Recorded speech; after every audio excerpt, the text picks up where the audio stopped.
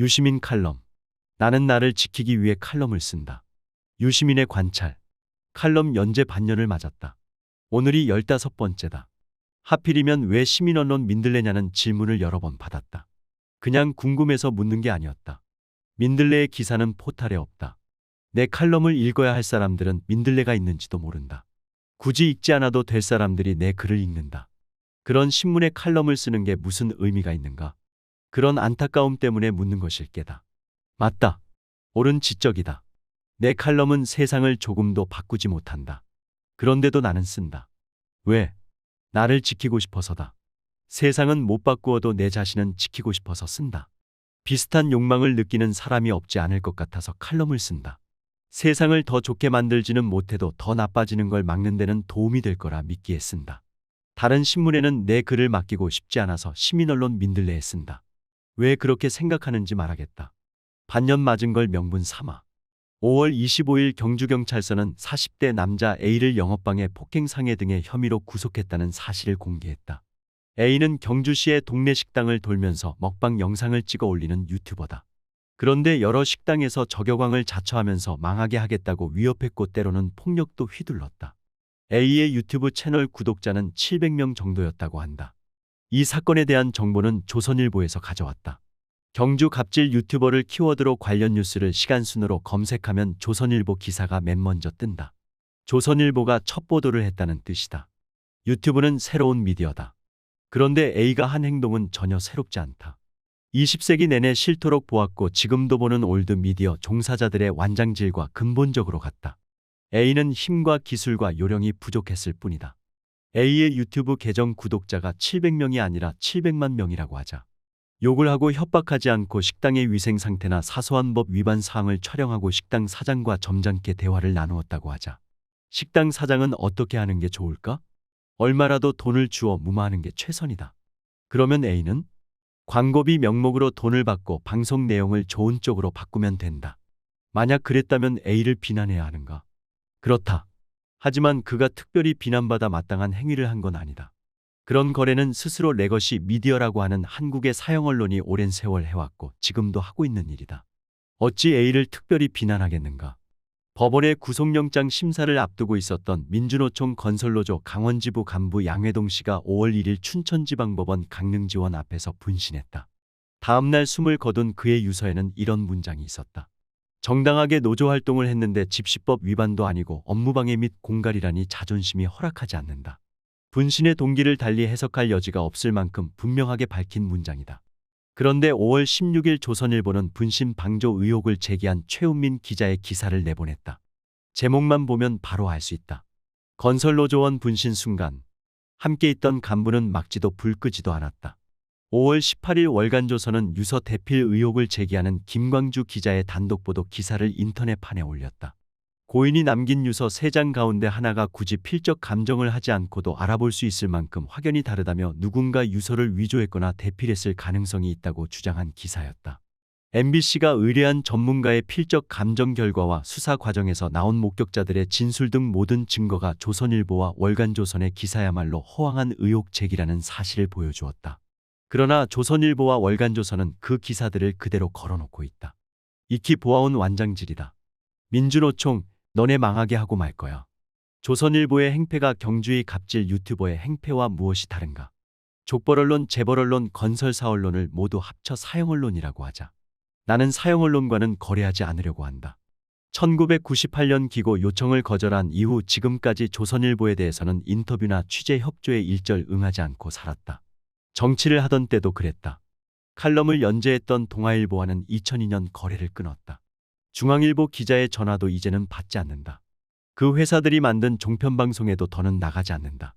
문화일보와 매일신문 같은 조선일보, 아류신문과 대기업과 건설회사 기관지 같은 경제신문들은 굳이 거론하지 않겠다.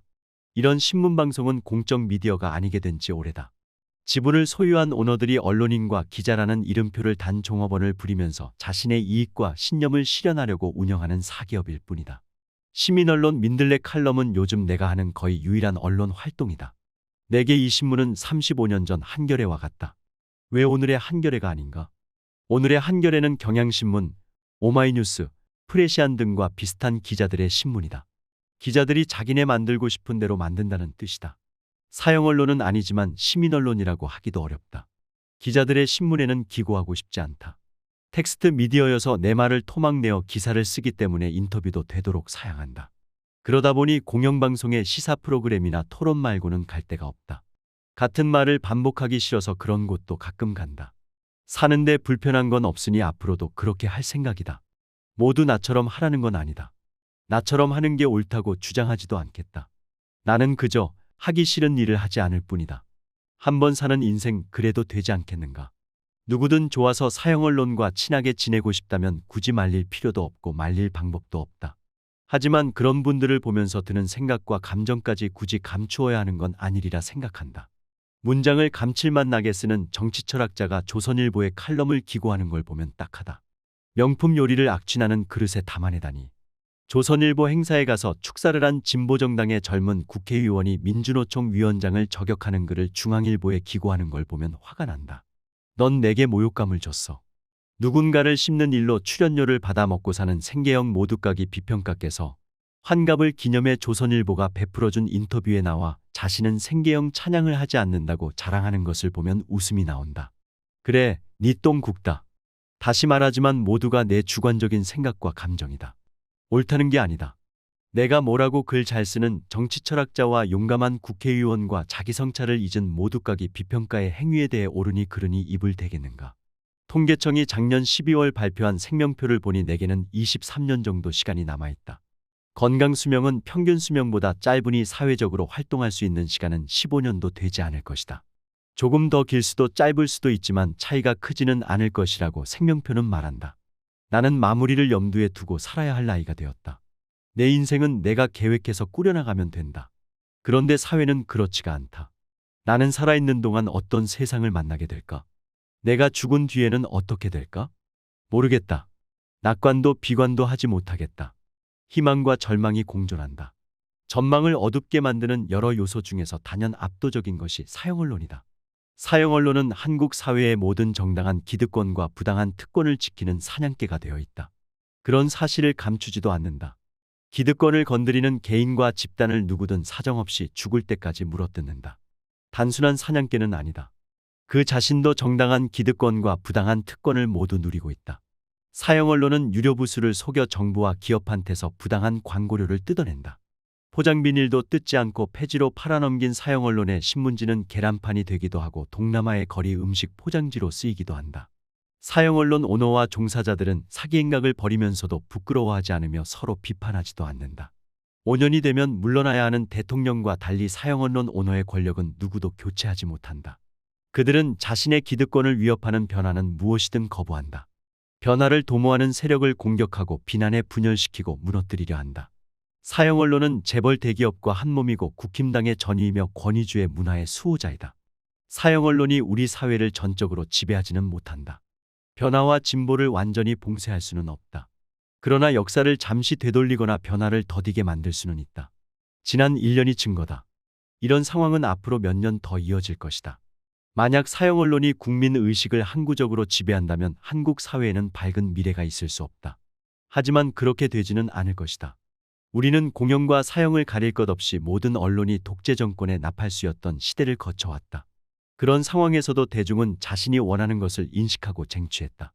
많은 시민들이 조선일보를 비롯한 사형 언론이 경주의 갑질 유튜버와 다를 바 없다는 사실을 알고 있다. 더 많은 시민들이 알게 될 것이다. 남은 생애에서 내가 가장 젊은 때는 지금이다.